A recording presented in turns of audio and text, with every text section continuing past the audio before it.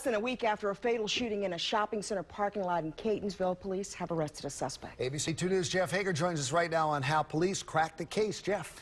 Well, Jamie, this shooting was brazen and there was no shortage of witnesses, but it took some time before investigators could actually track down the alleged gunman. He had just gotten off work at the Applebee's and had driven across Baltimore National Pike to a shopping center lot when a series of events would end with 20-year-old Brandon Wade's death. Police said Wade had been targeted, and now they've arrested 21-year-old Tatiana Bowie in connection with the fatal shooting.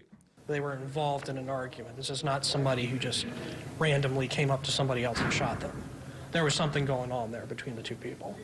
It now appears Wade may have simply been in the wrong place at the wrong time. Charging documents obtained by ABC 2 News suggest Bowie had gone to the Applebee's restaurant earlier that night with someone who worked there and then got into an argument with another employee before leaving the establishment.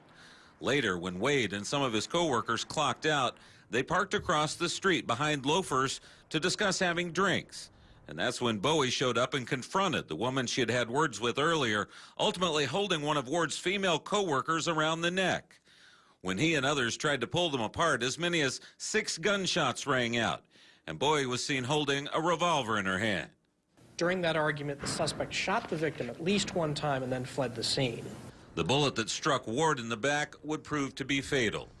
Police obtained a warrant for Bowie's arrest the following day, but she remained at large without using her cell phone in an apparent bid to avoid having her location pinpointed, before investigators ultimately caught up with her 2 days later. The charging documents also suggest that a few of those bullets struck a nearby car where a child was strapped into a safety seat in the back. But fortunately, that child was not struck. Jeff Hager with that story tonight.